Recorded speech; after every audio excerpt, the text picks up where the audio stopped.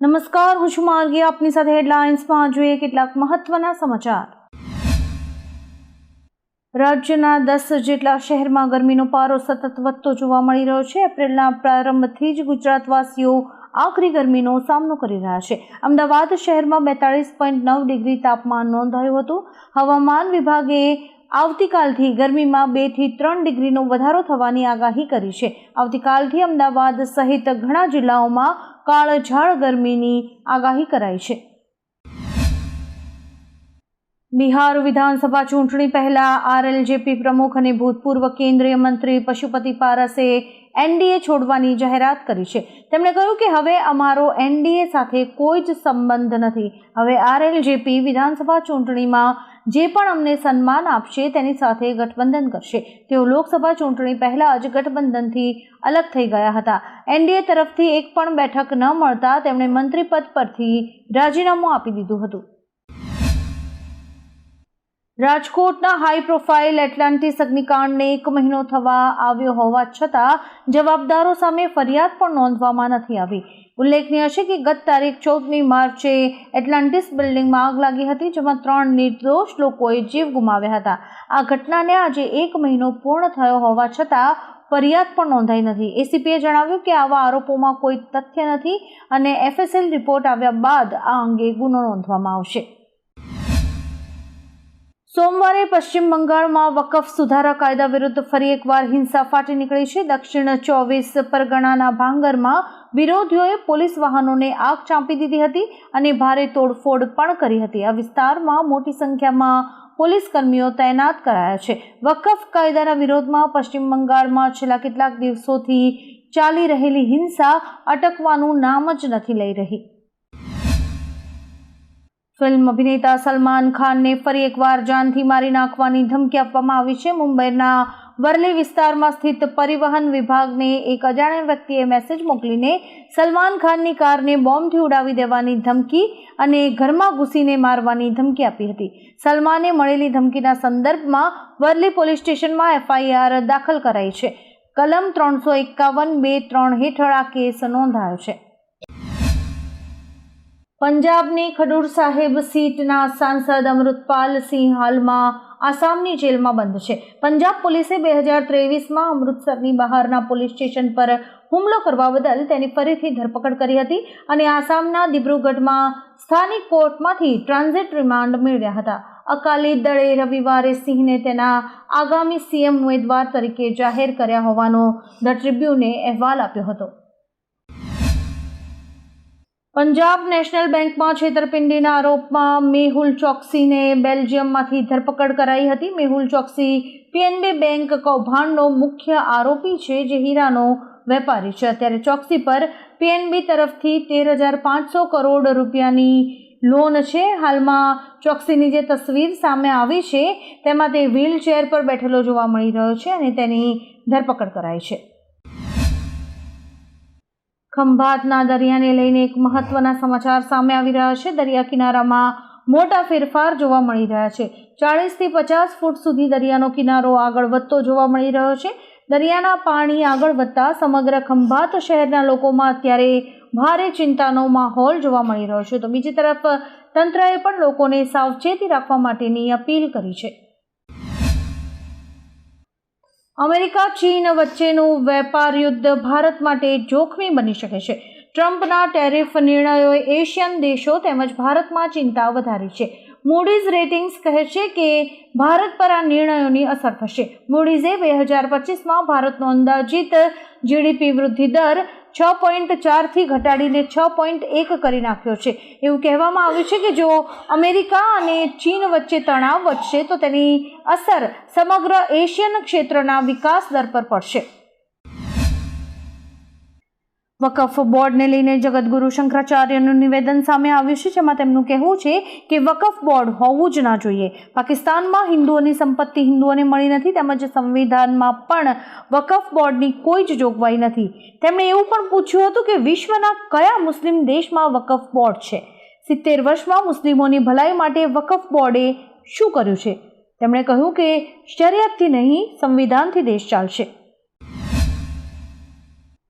વિશ્વવિખ્યાત કેસર કેરીની સિઝન શરૂ થઈ ગઈ છે. જો કે આ વખતે કેસર કેરીની આવકમાં વધારો તો થયો છે, પણ પાકમાં ઘટાડો નોંધાયો છે.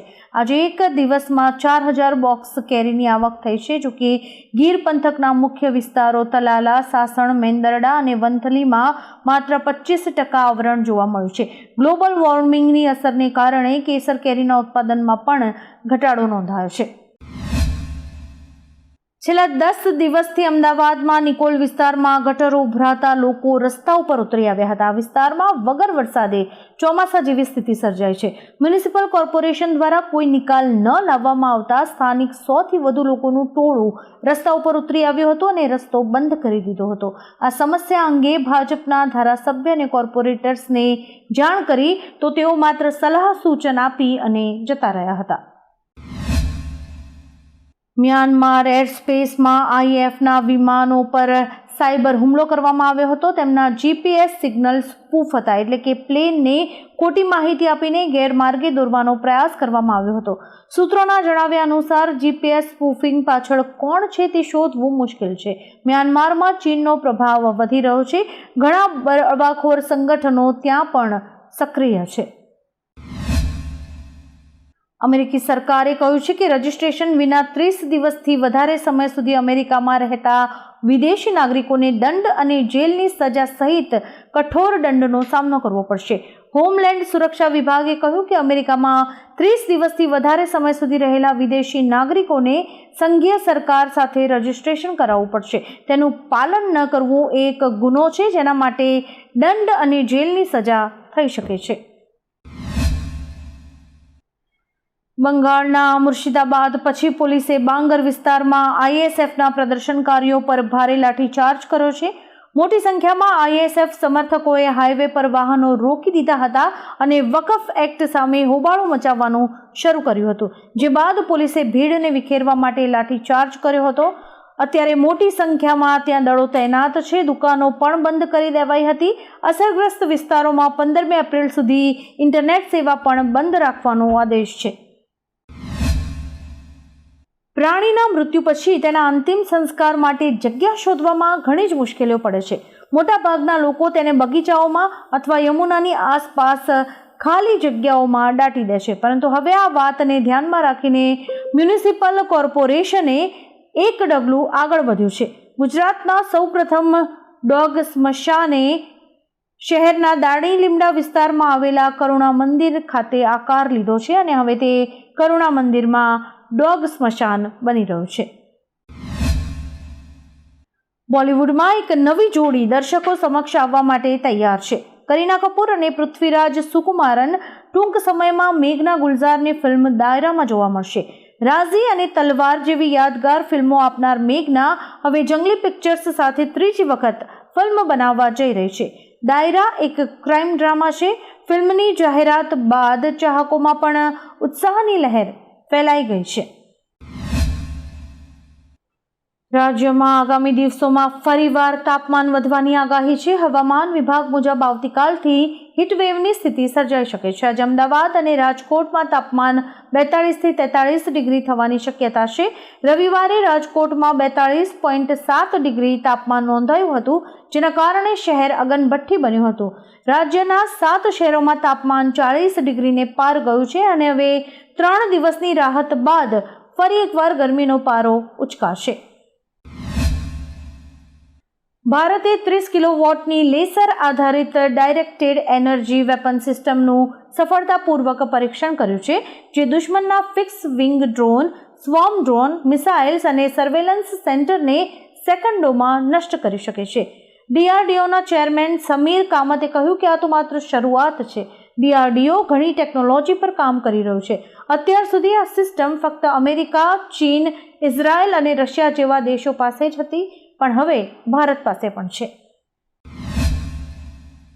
બાંગ્લાદેશ સરકારે તેના નાગરિકોની ઇઝરાયલની મુસાફરી પર પ્રતિબંધ મૂક્યો છે. યુનુસના નેતૃત્વ હેઠળની વચગાળાની સરકારે પોતાના પાસપોર્ટ પર લખવાનું શરૂ કર્યું છે કે આ પાસપોર્ટ ઇઝરાયલ સિવાય વિશ્વના તમામ દેશો માટે માન્ય છે. 2021માં શેખ હસીના સરકારે બાંગ્લાદેશના પાસપોર્ટમાંથી આ સજા દૂર કરી હતી. ગાઝામાં ઇઝરાયલ દ્વારા થતા હુમલાઓને કારણે બાંગ્લાદેશમાં પણ ઇઝરાયલ વિરુદ્ધ પ્રદર્શનો થઈ રહ્યા છે અને હવે તેની સરકારે નાગરિકોની ઇઝરાયલની મુસાફરી ઉપર પણ પ્રતિબંધ મૂક્યો છે.